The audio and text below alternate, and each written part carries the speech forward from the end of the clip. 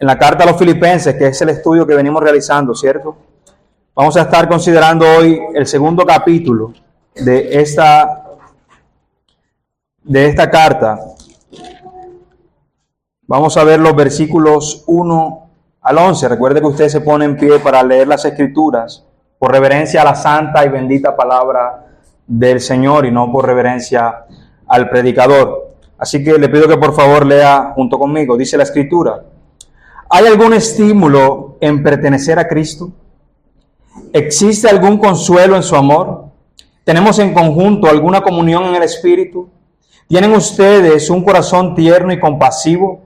Entonces, háganme verdaderamente feliz, poniéndose de acuerdo de todo corazón entre ustedes, amándose unos a otros y trabajando juntos con un mismo pensamiento y un mismo propósito.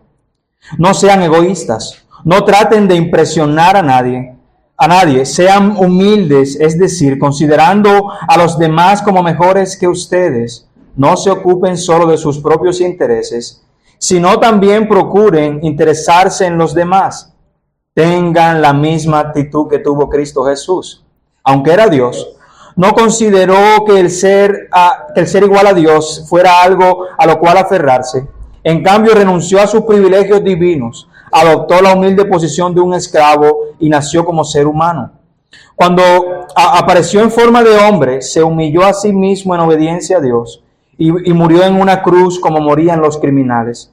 Por lo tanto, Dios lo elevó al lugar de máximo honor y le dio el nombre que está por encima de todos los demás nombres, para que ante el nombre de Jesús se doble toda rodilla en los cielos y en la tierra y debajo de la tierra, y toda lengua declare que Jesucristo es el Señor, para la gloria de Dios Padre. Acompáñenme a orar, hermanos. Padre, te alabamos, Señor. Te bendecimos en esta mañana, Rey. Te glorificamos. Padre, confesamos, Rey, que no hay nadie digno, Señor, de predicar tu palabra. Padre, y mucho menos un texto como este, Señor, en el que vemos a Cristo y su majestad en todo su esplendor. Un texto como este, Señor, en el que vemos la obra completa de Cristo, quien siendo Dios, se humilló hasta lo sumo, Señor. Padre, permita al predicador, Señor, que aún en medio de su indignidad Él pueda ser fiel a estas Escrituras, que Él pueda ser fiel a tu palabra. Permite, Dios, que tu iglesia sea alimentada en esta mañana. Padre, que corazones sean confortados, que corazones sean animados, pero que corazones sean confrontados, Señor, con tu evangelio. Para que tu evangelio brille, Señor, de una manera resplandeciente en medio de nuestros corazones en esta mañana, para que por sobre todas las cosas podamos ver a Cristo. Guárdanos del moralismo, Señor. Guárdanos de predicar obras, Padre Celestial, de creernos, Señor, que podemos alcanzar algo sin Cristo. Permítenos, Señor, deleitarnos en esa obra que Él ha hecho en nuestros corazones a través de lo que ha hecho en la cruz del Calvario y lo que está haciendo a través de su Espíritu Santo en nuestras vidas. Y permite, Padre Celestial, que aquellos que no te conocen en esta mañana, Padre, sean confrontados con tu palabra.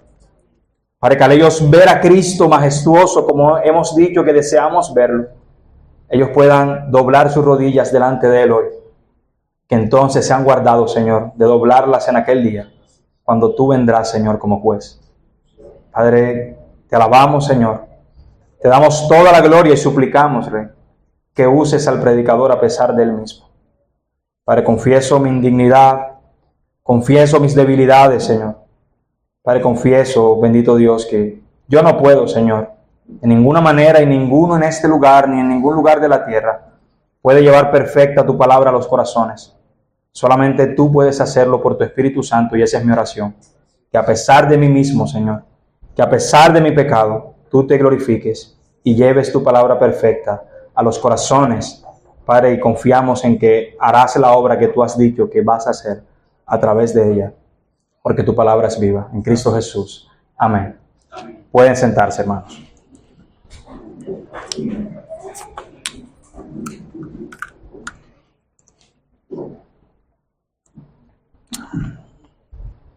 Tú eres tu propia prioridad. Tú eres tu propia prioridad. Esta es una de las expresiones más comunes que encontramos en nuestros días. Tú eres tu propia prioridad. Si usted escribe esta frase en el buscador del Google o en cualquiera de sus redes sociales, usted va a encontrar que esto es algo bastante común. Tú eres tu propia prioridad, lo que el mundo está clamando y proclamando hoy a diestra y siniestra. Una autora en un libro secular, voy a reservarme su nombre, ella dijo lo siguiente en favor de esta frase. Ella dijo: igual que la vida es un fin en sí misma, así también todo ser vivo es un fin en sí mismo. No un medio para los fines o para el bienestar de otros, y que por lo tanto el hombre debe vivir para su propio provecho, ni sacrificándose a otros, ni sacrificando a otros a él. Y noten esto que dice esta autora. Dice: vivir para su propio provecho significa que el logro de su propia felicidad es el objetivo moral más alto del hombre. Ahora déjeme bajar esto al costeñol, ¿cierto? Estamos en Barranquilla. Y en buen costeñol nosotros diríamos que en esta selva de cemento cada quien se está buscando lo suyo. Que en esta selva de cemento prima la ley del más vivo. La ley del más vivo, la ley de los aventajados. Y no importa si yo tengo que pasar por encima de los demás, yo necesito llegar. Yo necesito llegar a mi meta, yo necesito llegar a la cúspide de mi felicidad. Yo necesito hacer esto o aquello por mi propio bien. Y lastimosamente, mis hermanos, ese tipo de pensamiento ha cautivado nuestras mentes y en el peor de los casos, nunca ha salido de la mente de muchos que profesan ser creyentes.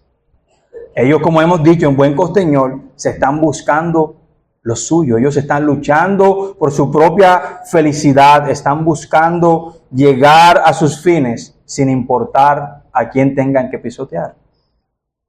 En contraste con este pensamiento, veremos que las Escrituras, especialmente en nuestro texto de hoy, nos hacen un llamado contracultural a morir a nuestro yo y a buscar el bien de los demás por encima de nuestro propio bien. Un autor cristiano llamado Tomás de Kempis dijo lo siguiente, es un solo renglón, dice: no pienses que has hecho algún progreso en tanto no te creas inferior a todos los demás. Y noten que esto es bien contrario a lo que el mundo hoy día nos está queriendo vender. Hermanos, cuando venimos a Cristo, nuestro sistema de valores es cambiado en su totalidad. Nosotros ahora somos ciudadanos del cielo. Pertenecemos al reino de los cielos y ese reino de los cielos tiene un sistema de valores totalmente distinto al de este mundo. Ya no vivimos para nosotros y por lo menos no deberíamos, y al igual que Pablo, nosotros deberíamos proclamar que para nosotros vivir es Cristo. Que nuestra felicidad y nuestro objetivo es Cristo y que nuestro deseo más grande no es nuestra propia felicidad, sino el ver a Cristo formado en nuestros hermanos. En ese que tienes allí al lado. Ese debe ser nuestro nuevo sistema de pensamiento y de valores. Nosotros en acciones deberíamos demostrar que vivir es Cristo para nosotros, amando a nuestros hermanos con humildad. Amando a nuestros hermanos con humildad, poniendo sus intereses por encima de los nuestros, de la manera en que Cristo lo ha hecho por nosotros, y lo cantábamos ahora. Que Cristo nos hace un siervo para su gloria porque Él que fue crucificado, porque Él se entregó por nosotros, que Él era en forma de Dios, pero no estimó el ser igual a Dios, sino que se entregó en nuestro favor, hermanos. Eso es algo sumamente glorioso. Hermanos, en el Evangelio, nosotros no somos nuestra propia prioridad, como inicié al inicio con esa frase. Pensar y vivir de esa manera es algo contrario al Evangelio y es el principal causante de divisiones y estancamientos en la iglesia del Señor. Pensar que eres tu propia prioridad es contrario al Evangelio y estanca el progreso y el avance del reino en la iglesia local. Y es por eso que en esta mañana, mis hermanos, yo quiero enseñarles a la luz de lo que este pasaje nos enseña, lo siguiente. Y si usted quiere concentrarse en algo, concéntrese en esto, que este es el punto central de esta enseñanza. Y es que solo al morir a nuestros propios deseos e intereses, siguiendo la actitud humilde de Cristo, viviremos en unidad para la gloria de Dios. Resumiendo esa frase, que puede ser un poco larga, quisiera decir que sin humildad no hay unidad. Cuando pensamos, mis hermanos, que como dice una hermana, que somos el último coco del Hawái, y entonces vivimos de esa manera en la iglesia local, en el contexto de la iglesia local, lo que ocurre es que creamos división. Si pensamos en nuestra propia prioridad, hermanos, vamos a generar división en la iglesia del Señor. Una vista general de la carta nos deja ver que el corazón de Pablo indudablemente estaba cautivo de Cristo. Y Pablo había sido ejemplo de esto que hemos dicho. Pablo, aunque estaba en prisión, lo que ocupaba la mente de Pablo no era quiero salir de aquí de la Modelo o de aquí de la Picota. No. Lo que estaba cautivando la mente de Pablo era que Cristo estuviera siendo predicado y formado en los hermanos, especialmente en esta carta, en los filipenses. Él deseaba que estos hermanos pudieran amar a Cristo. Hermanos, Pablo con su ejemplo estaba demostrando la actitud de Cristo.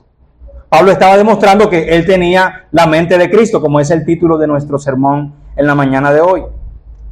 Pablo ama a los filipenses, y aquí estoy haciendo un resumen, no un recuento de lo que ya hemos visto. Y como hemos visto nosotros en los sermones anteriores, Pablo ha orado deseando que ellos desborden en amor y crezcan en conocimiento y entendimiento.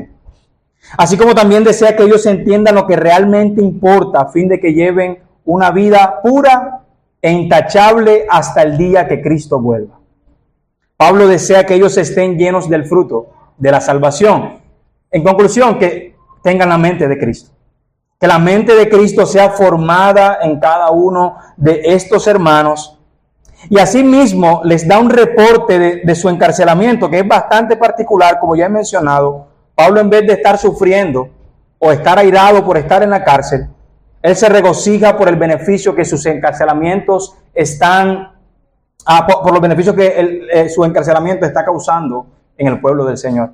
Cristo está siendo predicado, sea por contienda o de buena intención. Cristo está siendo predicado, Cristo está siendo formado en los hermanos. Eso para Pablo es un gran logro. Hermanos, eso es tener la mente de Cristo. Vivir para otros, desgastarnos en nuestras vidas para otro. Pablo se regocija porque sus sufrimientos han servido para que la obra del Evangelio estuviese avanzando. Para Pablo, mis hermanos, el vivir es Cristo y el morir es ganancia. Pablo vivía para Cristo y eso se veía en acciones, amando a la iglesia del Señor. En un amor genuino por la iglesia. Y en el sermón anterior nosotros, con el pastor Leonardo, yo estuve escuchando atentamente su sermón, estuvieron hablando acerca de los versos 27 al 30 del primer capítulo, donde Pablo pasa de hablar de sus asuntos. Pablo está hablando de su encarcelamiento, ahora hablar de los asuntos de los filipenses. Y dice que ya que ellos son ciudadanos del cielo, entonces ellos deben vivir ¿cómo? Firmes y unidos en un mismo espíritu. Y también Pablo en esa sección les dice que ellos deben estar luchando unánimes por la fe del Evangelio sin intimidarse. Esa es la propuesta que Pablo está trayendo. Y yo quiero proponer, mis hermanos, que este texto que vamos a estar estudiando esta mañana hace parte de esa misma unidad. Hace parte de esa misma sección que Pablo venía hablando anteriormente. Y aquí encontramos una referencia más de lo que significa vivir una vida digna del Evangelio. Y esa referencia es la humildad. Una nueva referencia, no solamente el estar firmes y unidos en un espíritu luchando por el Evangelio o luchando unánimes por la fe del Evangelio sin intimidarse, sino que también el vivir vidas humildes hace parte de vivir una vida digna del Evangelio como ciudadanos del cielo. Esa es la propuesta que Pablo está trayendo. Y vamos a dividir entonces nuestro pasaje, nuestros 11 versículos, en 3 secciones de la siguiente manera. Lo primero es que la obra de Cristo y del Espíritu Santo, que es común en nuestras vidas, es la gran motivación para la unidad y la humildad. Lo segundo es que la obra común de Cristo en nuestras vidas demanda que vivamos vidas de unidad y humildad. Y el último punto que vamos a estar hablando es que el ejemplo de Cristo es nuestro modelo perfecto y el camino seguro para glorificar a Dios, siendo humildes y unidos. Esos 3 puntos, y vamos con el primero, y es que la obra de Cristo y del Espíritu Santo, y noten esto, que es común en nuestras vidas, ese es el punto clave allí, la obra de Cristo y del Espíritu Santo que es común en nuestras vidas, es la gran motivación para la unidad y la humildad. Y eso lo encontramos en el versículo 1. Léalo conmigo allí. Dice, ¿hay un estímulo en pertenecer a Cristo? ¿Existe algún consuelo en su amor? ¿Tenemos en conjunto alguna comunión en el Espíritu? ¿Tienen ustedes un corazón tierno y compasivo? Y me gusta la Nueva Biblia de las Américas porque agrega ese por tanto que no aparece en la NTV y dice, por tanto, si hay algún estímulo en Cristo, si hay algún consuelo de amor, si hay alguna comunión del Espíritu, si algún afecto y compasión. Bueno, la NBLA, eso es lo que voy a estar hablando ahora, le agrega a este capítulo ese por tanto que nos sirve de conector para conectar lo que Pablo venía tratando anteriormente en los 3 versículos que les mencioné, del 27 al 30. Pablo los está llamando a ellos a vivir de una forma digna del Evangelio, como corresponde a quienes, a ciudadanos del cielo. Pablo ahora en esta sección, en estos 11 versículos, está retomando el tema de la unidad y los sufrimientos que ellos tienen en común. Si usted recuerda el verso 30, decía que ellos tenían unos sufrimientos en común, que vieron sufrimientos que vieron en Pablo y que ahora están en ustedes. Son cosas en común que estas personas tienen. Y Pablo, en este primer versículo del capítulo 2, nos da 4 apelaciones que sirven como motivación para vivir en unidad y humildad. Es decir, que Pablo no empieza a hablar de ser humilde sin antes darnos una motivación, un aliciente que parte del Evangelio y de la obra de Cristo para que eso nos sirva de motor o de gasolina para poder encender el vehículo y andar en este camino de la humildad. Ahora, esa palabra sí que usted tiene allí en su Biblia, si hay algún consuelo en su amor, eso no es condicional, no es como si dijéramos, si acaso hay alguna comunión en el Espíritu. No, más bien eso puede traducirse en por qué o ya que hay un estímulo en Cristo, y se leería de esta manera. Porque hay estímulo en Cristo o ya que hay estímulo en Cristo, es decir, eso es afirmativo. Hay estímulo en Cristo, eso es verdadero, es lo que Pablo está queriendo decir. Él no está poniendo en duda que estas cosas sean verdad en los creyentes. Hay estímulo en Cristo, hay consuelo en su amor, hay comunión en el Espíritu. Ya que esas cosas son verdad en ustedes, hagan completo mi gozo. ¿Me siguen allí? Hagan completo mi gozo, eso es lo que Pablo está queriendo decir. Esto es verdad también, mis hermanos, para los que estamos en Cristo. Esa idea de estímulo en pertenecer a Cristo, esto tiene que ver con esa palabra que seguramente usted ha escuchado bastante acerca del Espíritu Santo, que es paracleto. Paracleto es uno que viene al lado para ayudar. Bueno, aquí esta palabra está apuntando hacia la idea de Cristo, y esto tiene que ver, mis hermanos, con que Cristo dejó su lugar y se encarnó para ayudar a pecadores y guiarlos de camino hacia el Padre. Y esos pecadores somos tú y yo. Así que esa primera idea, y Pablo está diciendo que si hay un estímulo en pertenecer a Cristo, ese estímulo es que Cristo ha venido a ayudarnos. Él ha venido a entregarse por nosotros. Y esa idea de consuelo en su amor, esta es la forma en que Dios ha amado al mundo. Usted recuerda Juan 3:16, el versículo bien famoso, de tal manera amó Dios al mundo. Bueno, ese de tal es como un superlativo allí, muestra la grandeza de este amor que el Señor ha derramado por nosotros. Es lo que Pablo está diciendo ahora. Hay un consuelo en su amor, ese amor tan grande que Dios ha derramado por nosotros. Entonces, esto provee, mis hermanos, al pensar en eso, un descanso del corazón temeroso. Es una provisión ilimitada de consuelo en amor que el creyente, para el creyente que sufre aflicciones en medio del mundo a causa del Evangelio. Y recuerden que en el verso 30 Pablo viene hablando acerca de sufrimientos. Sufrimientos que tiene Pablo, que ellos han visto en Pablo, pero que ahora también los filipenses están experimentando. Bueno, Cristo es el consuelo en medio de esa aflicción. Es lo que estamos encontrando en ese conector de por tanto, por lo anterior. Por eso que he dicho, si hay consuelo en Cristo, si hay estas cosas en común. Y luego habla de comunión en el Espíritu. Esa palabra es koinonía, me imagino que es bien famosa entre nosotros también, y tiene que ver con la acción, con la asociación entre personas. Esta era usada por socios que trabajaban juntos en un mismo proyecto. La palabra habla de la relación viva del apóstol y los filipenses con Cristo y por lo tanto de los unos con los otros. Es decir, que esa comunión en el Espíritu es en primera instancia que si ellos están en Cristo, tienen el Espíritu Santo en sus corazones. Y si ellos tienen el Espíritu Santo en sus corazones, entonces lo tienen en común entre ellos como iglesia. Esto es primero hacia los filipenses. Ellos lo tienen allá. Esta unión es dada al pueblo del Señor solamente por el poder del Espíritu Santo que obra en los corazones. Mis hermanos, la razón por la que estamos reunidos aquí esta mañana, aunque quizás hay aquí personas que no han creído en Cristo, la principal razón de que estamos aquí es porque hay un pueblo del Señor. Un pueblo en el cual habita el Espíritu Santo, un pueblo en el que el Espíritu Santo es común. Tenemos la comunión en el Espíritu. Y lo otro es el afecto y compasión que Pablo habla allí. Y usted recuerda el verso 8 del capítulo 1, Pablo ha dicho que él ama con amor entrañable a los filipenses. Él los ama con un amor entrañable de Cristo.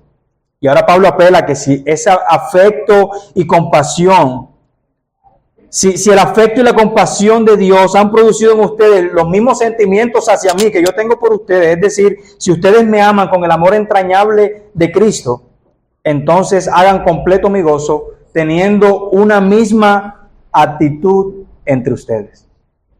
Así que, hermanos, esto es algo que es común entre Pablo y los creyentes en Filipo. ¿El qué? La comunión en el Espíritu, el amor, el consuelo, el estímulo que Cristo provee para los creyentes. Hermanos, si a simple vista esa idea de hagan completo mi gozo podría parecer una actitud orgullosa de Pablo, porque Pablo nos dice, bueno, alegren el corazón del Señor, sino hagan completo mi gozo.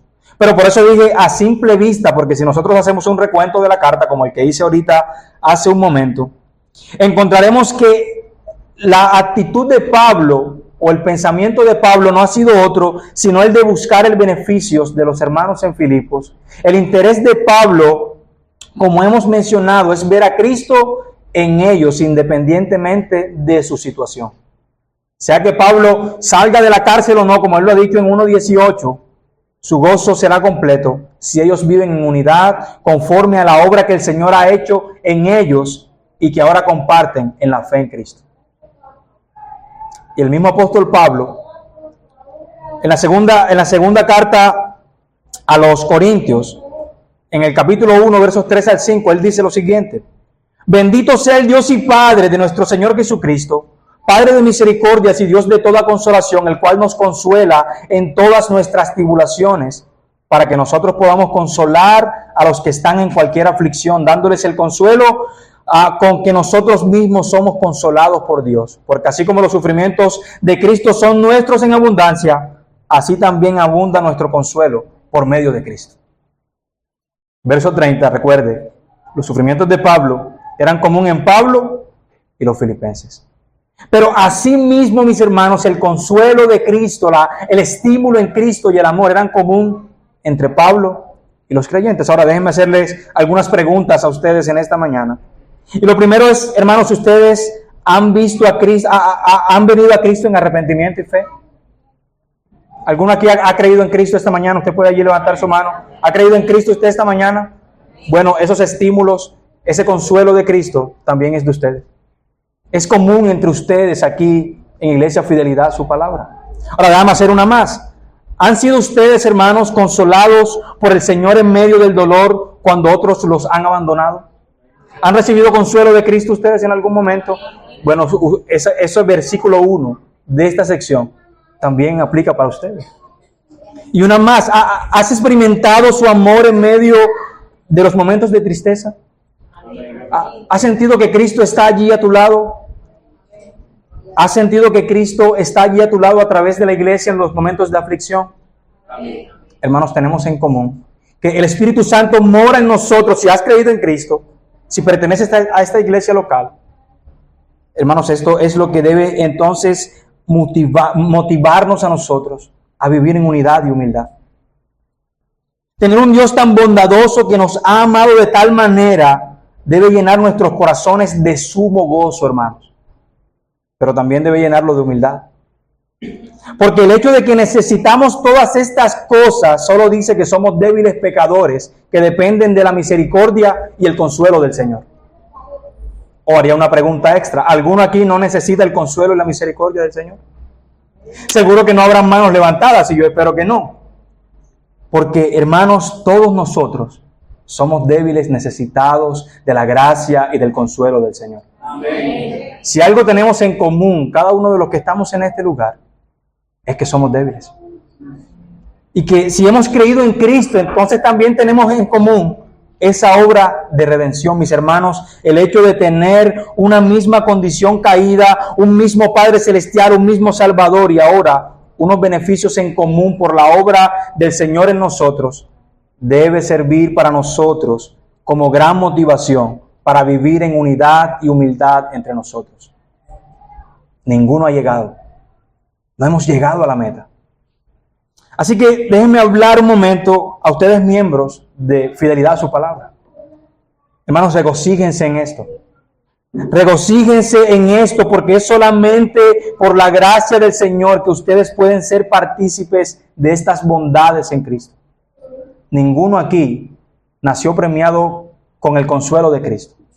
No, Él tuvo que venir a nosotros y obrar en nosotros. Ahora nosotros podemos gozar de esas bondades, ser partícipes de esas bondades y compartirlas con otros hermanos en la fe.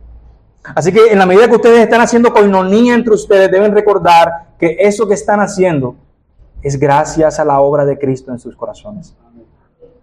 Hermanos, si oren al Señor. Esto es para ustedes, miembros de esta iglesia local.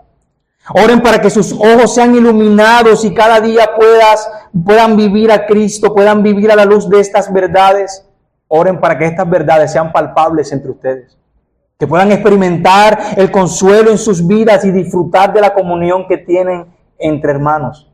Y especialmente en una iglesia que está en formación, que está en plantación, que es una iglesia pequeña, donde pueden haber lazos mucho más estrechos entre ustedes. Hermanos, oren al Señor. Oren al Señor para que cada vez más los una al considerar esta preciosa obra del Evangelio que el Señor ha hecho en cada uno de ustedes. Y ahora quiero hablarle a aquellas personas que asisten a esta iglesia local, pero que no son miembros. Esas personas que profesan ser creyentes en esta mañana, pero que no se han comprometido ni con esta ni con ninguna otra iglesia local. Quiero decirles, hermanos, en el amor de Cristo, que eso es despreciar la gracia del Señor. No hacerse miembro, no hacerse parte, no comprometerse con una iglesia local.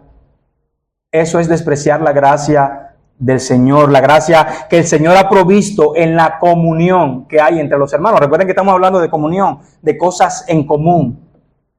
Pero si tú no has sido reconocido en una iglesia local, ¿cómo puedes tener cosas en común con los hermanos? Aunque tú las profeses.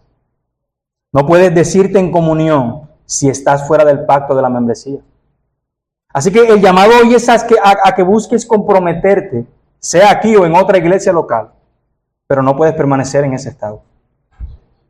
No desprecies el beneficio, el gozo y la misericordia que hay en tener comunión entre hermanos, porque ese es el gran regalo, ese es lo que algunos llaman el pedacito de cielo aquí, en este lado de la tierra.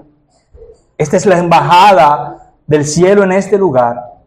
Tú necesitas comprometerte con esta u otra iglesia local si entiendes que el Señor no te está llamando a estar en este lugar.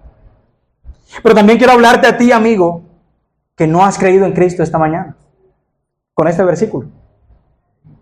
Permíteme dirigirme a ti, que estás aquí en esta mañana, pero que no has decidido venir a Cristo, que te has resistido al llamado, has estado viniendo tal vez domingo tras domingo, has visitado esta iglesia o tal vez has visitado otra iglesia.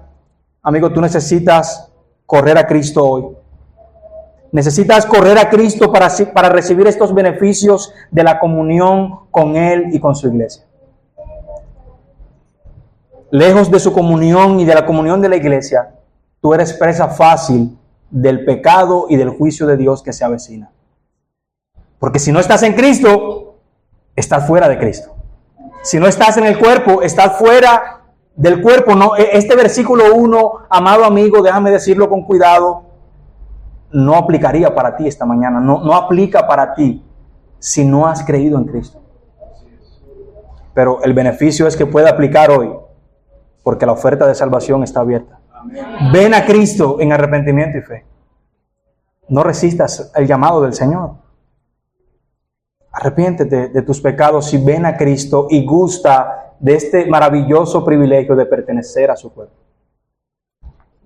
Ahora, esto me lleva a mi segundo punto. Y es que ya tenemos la motivación, ¿no? Y tenemos estas cosas en común. Ahora somos uno en Cristo. Y el segundo punto entonces es que esa obra común en nuestras vidas demanda que vivamos en unidad y humildad. El hecho de que Cristo nos ha rescatado, de que su Espíritu Santo mora en nosotros, de que ahora somos un cuerpo en Él, de que ahora somos su cuerpo, eso, hermanos, debe llevarnos a la acción. La motivación del Evangelio está, pero la acción que nosotros debemos llevar a cabo también está. Y déjenme leer entonces los siguientes versículos del 2 al 4. Dice, entonces, háganme verdaderamente feliz, poniéndose de acuerdo de todo corazón entre ustedes, amándose unos a otros y trabajando juntos con un mismo pensamiento y un mismo propósito. No sean egoístas, oigan eso, léalo bien. No traten de impresionar a nadie. Sean humildes, es decir, considerando a los demás como mejores que ustedes, no se ocupen solo de sus propios intereses, sino también procuren interesarse en los demás. Un versículo bien desafiante. Así que con base a lo que Pablo ya ha dicho, ahora Pablo hace un llamado a la unidad entre los creyentes en Filipo en primera instancia en el versículo 2. Y Pablo nos muestra en ese versículo 2 lo que es ideal para el pueblo del Señor. ¿Cómo es la forma ideal en la que pudiera vivir o la que debe vivir el pueblo del Señor? Bueno, lea el verso 2. Hagan completo mi gozo, siendo de qué? Del mismo sentir, conservando el mismo amor y unidos en espíritu, dedicados a un mismo propósito. Hermanos, el propósito de la iglesia del Señor, el ideal de la iglesia del Señor es que seamos uno en Cristo y que vivamos en unidad para la gloria de su santo nombre. Fuera de ese ideal, estaremos viviendo de una forma contraria a lo que el Señor desea. Ahora déjenme desglosar esas ideas. ¿Qué significa eso de el mismo sentir? Esto nos apunta hacia la idea de que aquellos, de que ellos sean, no apunta, perdón, hacia la idea de que ellos sean duplicados unos de otros. Es decir, una fotocopia, todo el mundo aquí está uniformado, todos de camisa blanca mañana. Y vienen al culto todos uniformados. No significa tampoco que todos están ahora teniendo los mismos pensamientos u opiniones. Es decir, que todos opinan lo mismo, que si van a pintar la pared de blanco, todos dijeron de blanco. Pero salió un hermano que le gustan los colores pasteles y él dijo, no, mira, como que un azul cielito, ese puede ser un buen color. O está la hermana que le gusta los palos de rosa, ¿cierto? Toda esa paleta rosa y ella viene y opina de otro color.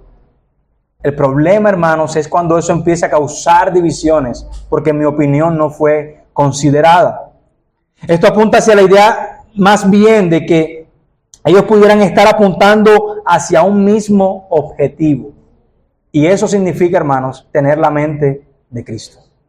Apuntar hacia un mismo objetivo, hacia una misma actitud como la que tuvo Cristo en los versos 6 al 11 que veremos ahora, donde Pablo les pide que tengan la misma actitud de Cristo.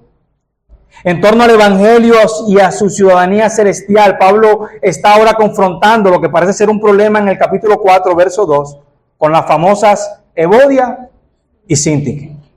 Parece que hay unas mujeres en esta iglesia que no están siendo de un mismo sentir. Y en el verso 2 del capítulo 4, Pablo les dice, ruego a Evodia y a Síntique que sean de qué?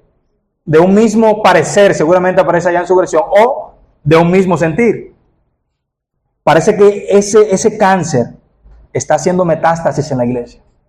El texto no es claro al respecto, no quiero ser dogmático en eso, pero parece que está apuntando hacia esa idea. Hermanos, tener la misma actitud en el Señor no es tener las mismas opiniones, es tener la misma mente de Cristo, un corazón cristocéntrico, como veía con el pastor Haider que tenía Pablo. Un corazón que se desvive por Cristo, un corazón que clama, para mí el vivir es Cristo y morir es ganancia. Un corazón que desea ver a Cristo formado en la iglesia fidelidad a su palabra. Eso es un mismo sentir. No se trata de nuestras opiniones o de nuestros gustos y deseos. Tú no eres tu propia prioridad en la iglesia local, o no deberías serlo. Lo otro es que conserven el mismo amor, y esto tiene que ver con la alegría de Pablo, que tiene que ver con que la alegría de Pablo aumenta al ver que los filipenses pueden verse y tratarse como lo que son, uno solo en Cristo. Uno solo en Cristo. Los filipenses debían amarse con el mismo amor que tienen por todos los miembros de la iglesia, sin distinción entre ellos. Y este texto aparece en un presente continuo, con un mismo amor. Esto no es que hoy amé al hermano de una manera y mañana, como ya estoy con el otro que yo amo más, ya entonces ahora amo menos a este, ya lo trato, le doy un trato totalmente distinto al que debería. No, hermanos, es claro y real que nosotros en la iglesia local, aún en una iglesia pequeña como esta hasta el momento, es claro que tenemos de pronto más afinidad con ciertas familias que con otras. Y aun si tú no eres miembro, puede que tú te reúnas con un asistente o aún con un miembro haya abierto las puertas de su casa y tú estás teniendo compañerismo con esta persona. Pero eso no significa, hermanos, que eso nos debe llevar a faccionar el cuerpo. Debemos permanecer con un mismo amor, y esto también apunta hacia la idea que les decía ahorita del amor con el que el Señor nos ha amado. La pregunta sería, si ustedes leen en algún pasaje de las Escrituras que Dios tiene favoritos. Bueno, uno de los problemas que causa división en las iglesias es que no hay el mismo amor, no hay un equilibrio en la forma de amarse entre miembros los unos con los otros. Y por eso Pablo está hablando del ideal. Recuerda que aquí estamos en el ideal. El ideal es que tengan un mismo amor los unos por los otros. No importa si es el líder, si es el hermano que se encarga de lavar el baño, si es el hermano que barre en la puerta las hojitas del palo o el polvo que dejan los carros. Un mismo amor para todos. La razón de eso lo vimos en el versículo 1.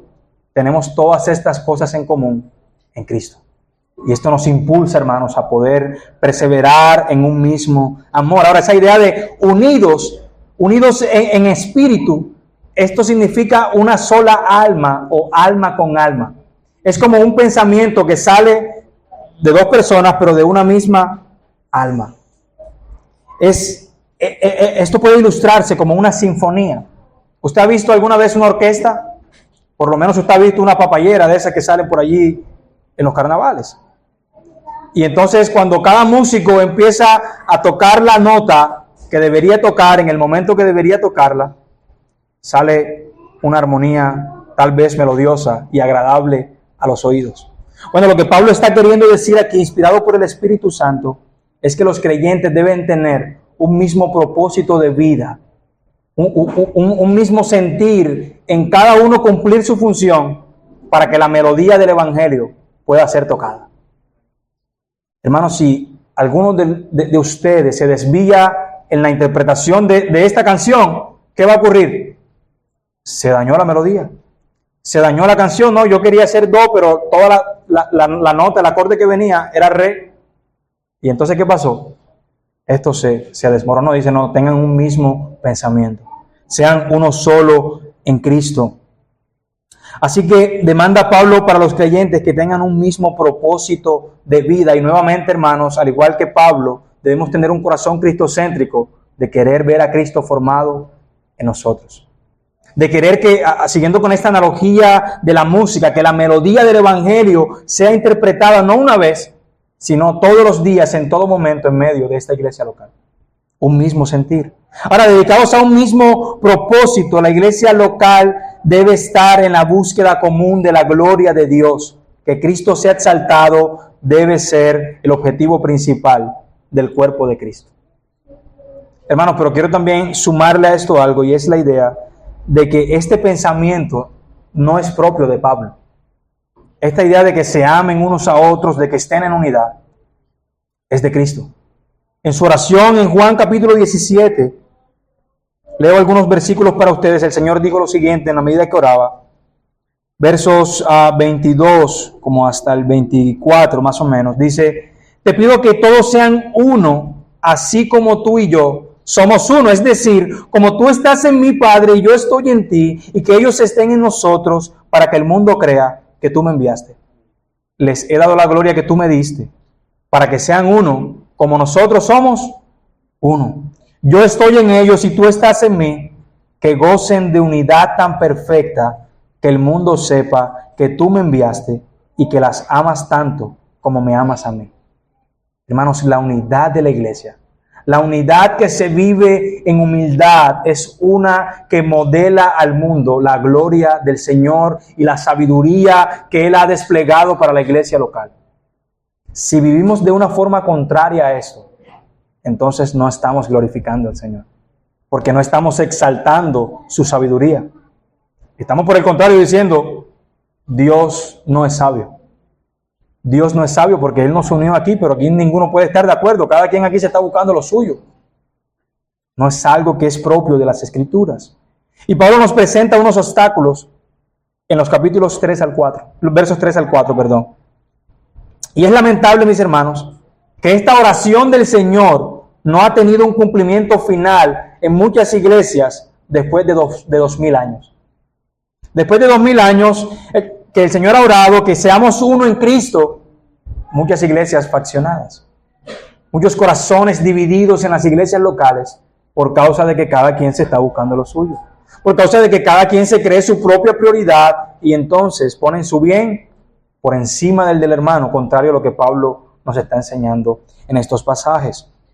Después de 2000 años, mis hermanos, si alguien pudiera decir, hermano Gilberto, espera, pero Dios es soberano, yo diría, amén. Dios es soberano, pero tú eres responsable de que esto pueda ser llevado a cabo.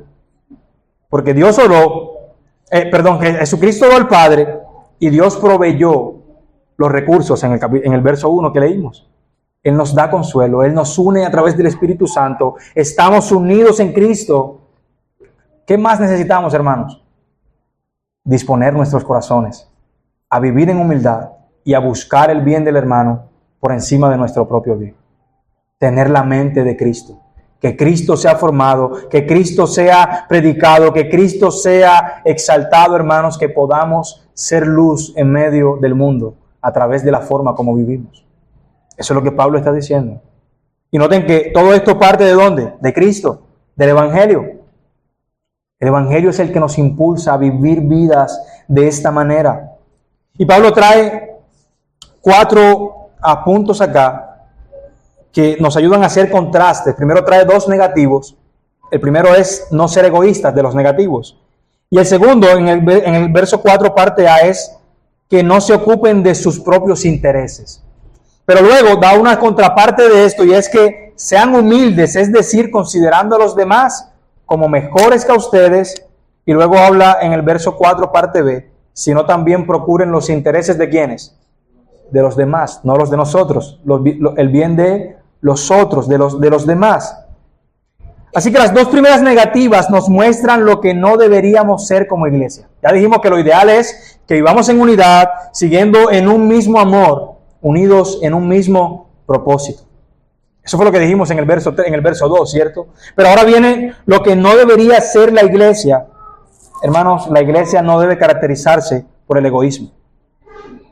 El egoísmo es un cáncer para la iglesia. Pablo describe esto del egoísmo como el talón de Aquiles para la iglesia. El orgullo, mis hermanos, es algo que trae consigo división para la iglesia. El orgullo hace que las personas se exalten a sí mismas por encima de la gloria de Cristo y del bien de los demás. El orgullo quiere lo suyo. El que es orgulloso quiere que lo vean a él. Quiere ser visto. Y si el otro hermano es promovido hacia cierto cargo, entonces mi corazón entra en un recelo y dice, mira, pero yo no veo tantas cualidades en él como las que yo tengo para estar en esa posición. Entonces, hermanos, ahí empezamos a actuar con egoísmo. El egoísmo busca los suyos, hermanos. El problema, porque no tenemos el problema de esto es que no tenemos el estima adecuado de nosotros. Pablo dijo en Romanos 12:3, ninguno tenga más alta estima de sí de la que debería tener. El problema es que a veces nos estimamos más de lo que deberíamos. Y nos creemos la última Coca-Cola del desierto y pensamos que si la iglesia local se queda sin mí, wow, pobre iglesia. Qué lamentable para esta iglesia que yo tenga que irme. Porque puedo pensar que soy lo último aquí. Hermanos, debemos tener una estima adecuado. Nosotros nos consideramos superiores a nuestro prójimo, pero Pablo le deja ver a los filipenses que contrario a esto, los creyentes debemos, con actitud humilde, considerar al otro más importante que a nosotros mismos.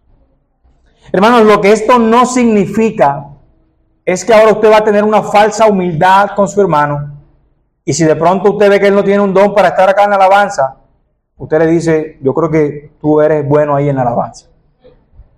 Pensando en que estás teniéndolo a él en más estima. No, ahí no lo estás amando. El punto de tenerlo en más estima es, por ejemplo, y creo que con ese solo ejemplo podemos ilustrar esto, es que tú pienses en cómo tus decisiones, cómo tus deseos y lo que tú quieres llevar a cabo afecta a la iglesia local en su conjunto. Que esa decisión que tú estás a punto de tomar, ¿cómo es que eso afecta a la iglesia local? ¿Será que eso va a afectar a mi hermano? Pablo lo decía en 1 Corintios 10, cuando está hablando acerca de la libertad que los hermanos tienen para comer. Dice, no, ninguno busque su propio bien, sino el bien de los demás. Es decir, que esto también aplica en asuntos de debilidad de conciencia. Si un hermano es débil en cierta situación, yo voy a considerar el bien del hermano antes que el mío. Entonces, el problema, hermanos, es que nos estimamos más. Y esto ocurre en los hogares también. O piense usted por allí, si usted está casado, ¿cuántas veces le ha pasado en su casa, en su hogar, que usted siempre tiene la razón? Su esposo o su esposa siempre es el que peca. Mira, pero él no cambia. Y en cualquier decisión usted está pensando de usted, que usted es el bueno del asunto. Hermanos, tenemos más alta estima de nosotros que la que deberíamos tener, y eso es contrario al Evangelio.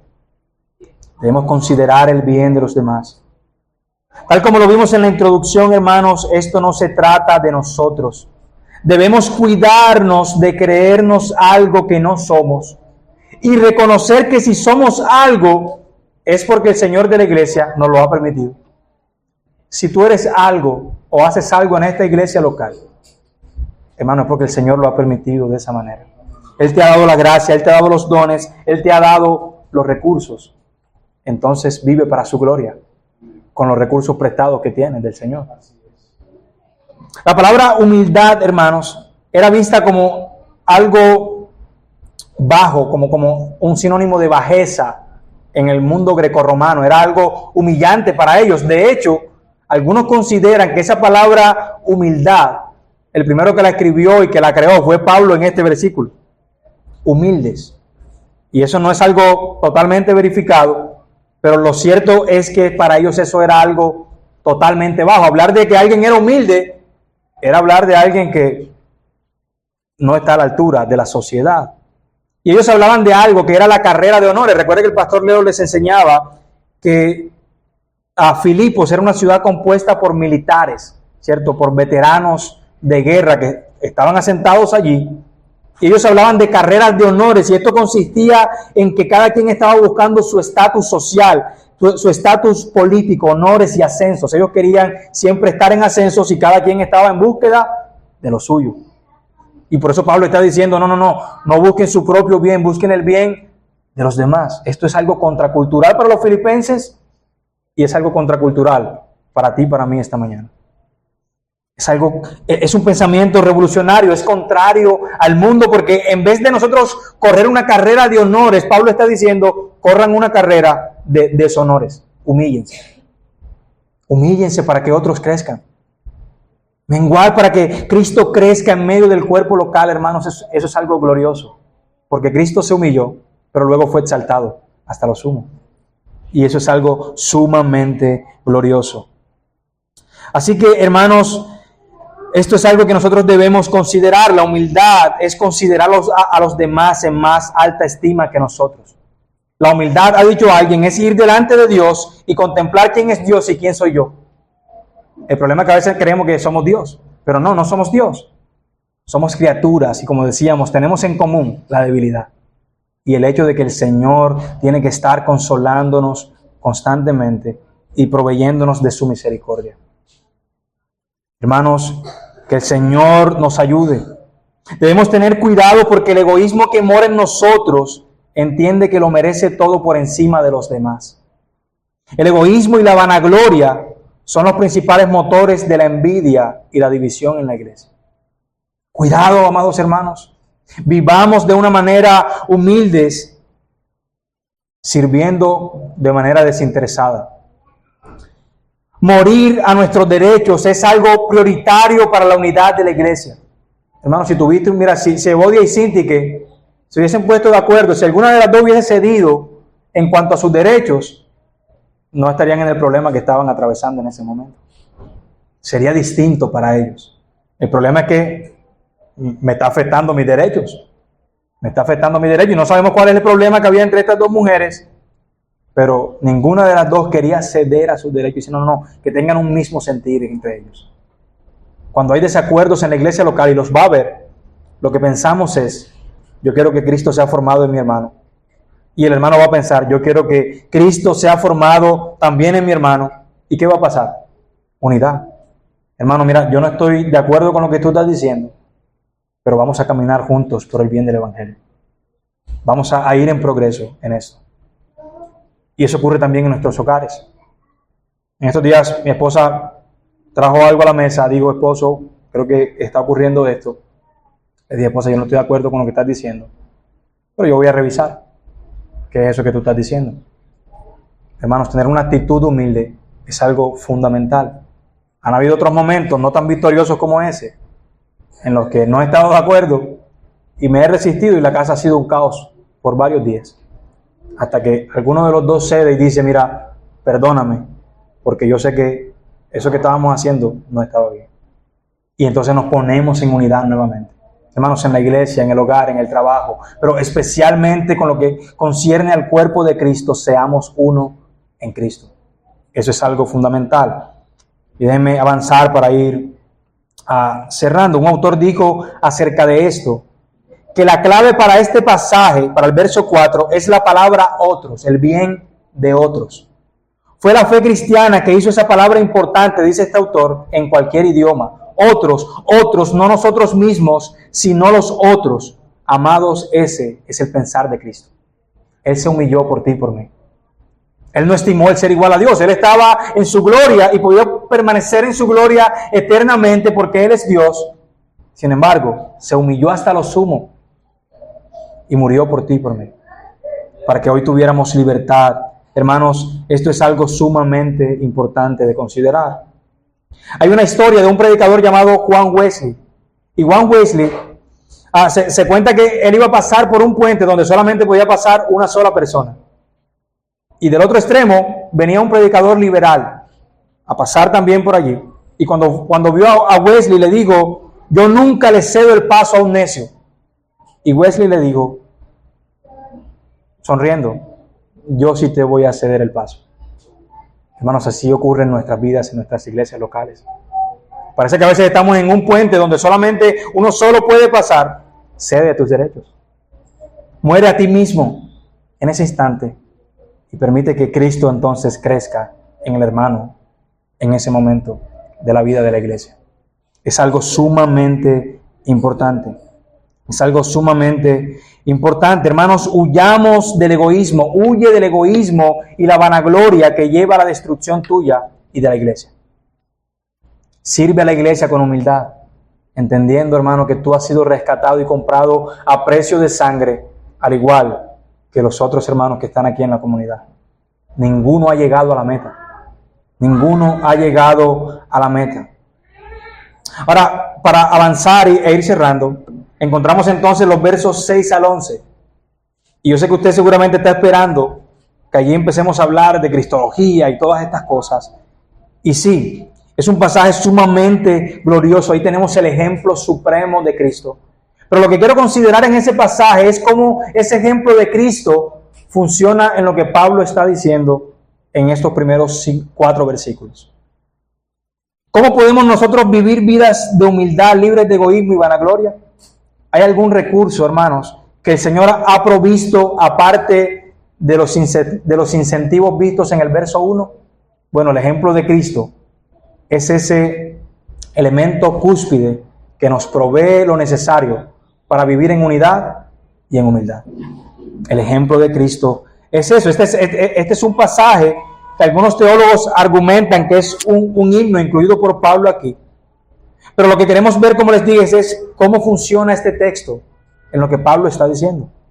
Ahora, Pablo dice en el primer versículo aquí, en el verso 5, tengan la misma actitud que tuvo Cristo Jesús. Ahora, la pregunta sería, ¿cuál fue la actitud de Cristo Jesús? ¿Qué hizo Cristo? Bueno, aunque era igual a Dios, no consideró el ser igual a Dios. Hermanos, Cristo fue humilde. Siendo a Dios, renunció a sus privilegios. Hermanos, si tú y yo, que somos seres caídos, nos cuesta ceder a nuestros privilegios. Cristo, que es el dueño del universo, que tiene todas las cosas para sí, todo fue creado por medio de Él y para Él, cedió a todos sus derechos.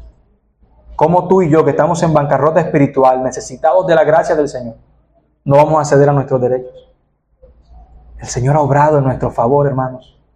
¿Qué más aliciente necesitamos, iglesia, para vivir conforme a estas verdades? Él se despojó, no fue despojado.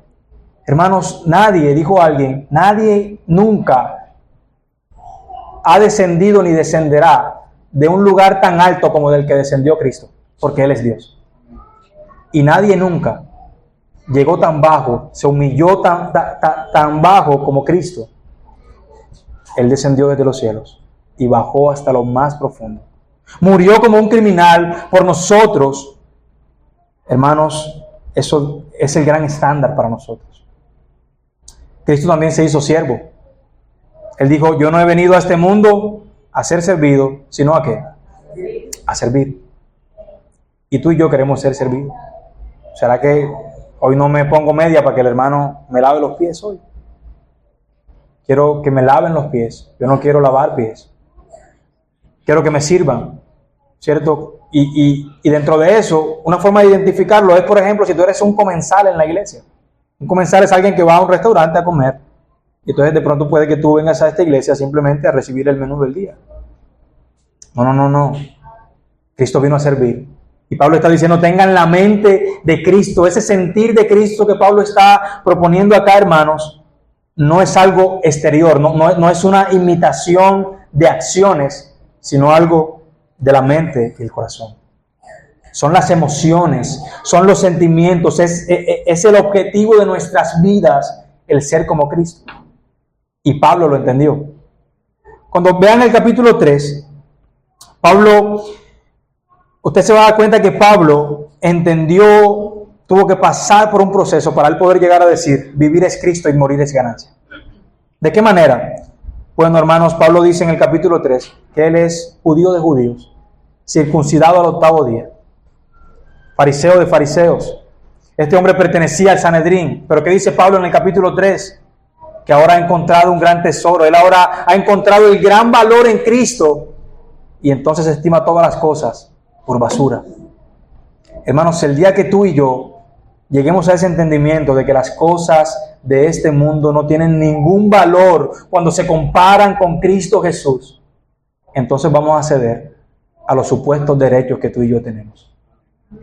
A los supuestos derechos que tú y yo tenemos. Hermanos, en Cristo encontramos el gran ejemplo de cómo vivir vidas humildes. Se hizo siervo, pero también dice que Él murió en una cruz como morían los criminales. Él conocía su destino y oró, Padre, si es posible, pasa de mí esta copa, pero con todo y eso se aferró a la voluntad del Padre. Fue obediente hasta la muerte y muerte de cruz. Él sabía que su muerte era la cruz y aún así fue sin proferir palabra alguna, según Marcos capítulo 15. Nadie en el universo, mis hermanos, entonces ha descendido desde lo alto a una posición tan baja como Cristo. Él, siendo Dios, se humilló. Pero de esa misma manera, al Él humillarse, fue exaltado por el Padre. Por tanto, Dios lo exaltó al lugar máximo de honor. Hermanos, fue humillado hasta el lugar más bajo, pero para ascender hasta el lugar más alto debido a su fidelidad al Padre. Hermanos, si nosotros queremos ser exaltados por Dios como iglesia, tenemos que morir. Tenemos que humillarnos. Si queremos que el Evangelio sea puesto en un pedestal, tal como la cruz de Cristo ahora llama a los pecadores al arrepentimiento, si la iglesia fidelidad a su palabra quiere ser una lumbrera en medio de un mundo perdido, tienen que morir a sus derechos. Tienen que tomar la actitud de Cristo, la mente de Cristo, deseando lo que dije al inicio, que Cristo, hermanos, se ha formado en cada uno de ustedes, en cada uno de nosotros. Que el Señor obre en nosotros, amados hermanos, este sentir. Hermanos, el que se humilla delante del Señor será exaltado, pero el que no se quiere humillar, hoy, delante de Cristo, será humillado en aquel día. Y esto es para ti, amigo, que no estás en Cristo, que no has venido a Cristo. La oferta es hoy. Ríndete delante de Cristo. Ven a Cristo, dobla tus rodillas delante de Cristo hoy. Porque, amigo, mañana las vas a doblar. Te las van a doblar en el día del juicio. Y no me gozo en eso. Deseo que vengas a Cristo hoy. Que puedas experimentar la gracia y la gloriosa bondad del Señor que ha sido derramada por su gracia en la cruz. Él ha obrado en favor de nosotros. Hermanos, para mí el vivir es Cristo. Debe ser una frase que debe estar impregnada en nuestros corazones. Mueran a sus derechos, hermanos. Despojémonos del yo. Vivamos para la gloria de Dios. Hermanos, procuremos crecer en el entendimiento de Cristo, porque tal como les decía, Pablo no aprendió esto como un árbol por ósmosis, ¿cierto? Él no es una planta que estaba ahí parada y entonces el conocimiento de Cristo llegó a él. No. Necesitamos ser expuestos a la predicación sana de la palabra. Necesitamos ser autodidactas en nuestras casas de conocer qué es lo que Cristo ha hecho en nuestros corazones. Hermanos, si al conocer a Cristo, entonces mañana podremos decir como Pablo, vivir es Cristo. Necesitamos conocer el valor de Cristo, lo que Cristo ha hecho, y orar al Señor, porque lo que Él ha hecho, el sentir que Él ha tenido de vivir para nosotros podamos tenerlo, de vivir para Él, pero de vivir para esta iglesia local en este caso. Hermanos, sin humildad no hay unidad, y en Cristo no solo encontramos el estímulo, sino el ejemplo y la transformación por el poder del Espíritu, pero necesitamos disponernos.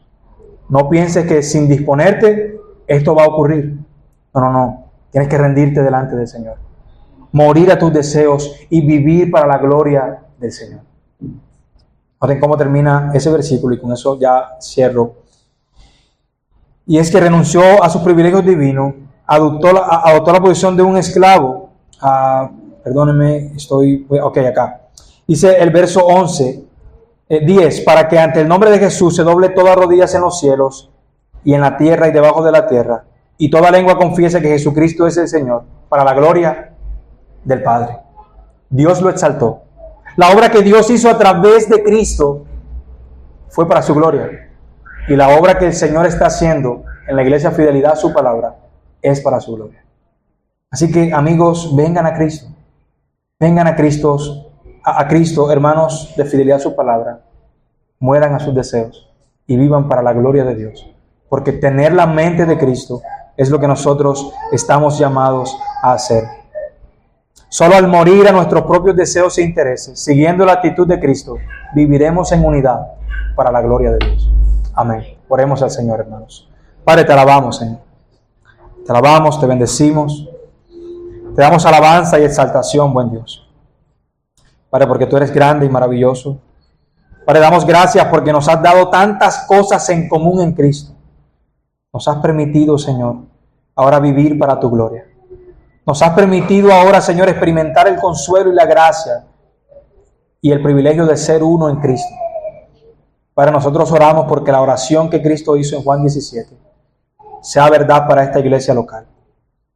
Para que podamos entender que tú nos has amado y que tú deseas que seamos uno en ti, para que podamos glorificarte y ser de testimonio al mundo entero. Obra en nuestras vidas, obra en los hermanos de fidelidad a su palabra. Padre, permite que ellos puedan llegar al entendimiento pleno de Cristo. A entender, Señor, que vivir es Cristo y morir es ganancia. Que todas las cosas de este mundo, Señor, comparadas delante de Cristo,